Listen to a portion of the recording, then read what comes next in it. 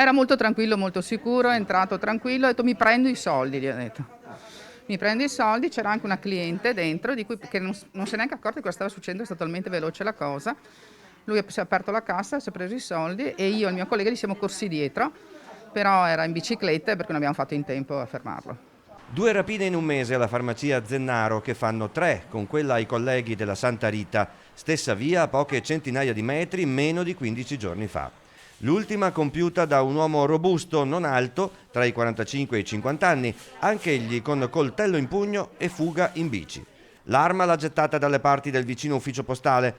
Pronto l'intervento della polizia, ma il malvivente deve conoscere bene il quartiere per essere riuscito a dileguarsi per le stradine di Cristo Re e rioni vicini, e anche perché pare sappia muoversi dentro le farmacie come se le conoscesse.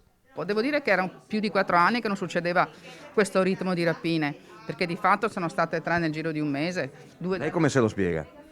ma io penso che sia crisi economica molto importante, secondo me. Però dopo alzo le mani, potrebbe essere anche semplicemente un malvivente che non ha questo problema. Clienti e cittadini hanno aiutato in qualche modo la farmacista per tentare, se non di fermare, di identificare almeno la fisionomia del rapinatore, ma non è servito. Rassegnata sicuramente no.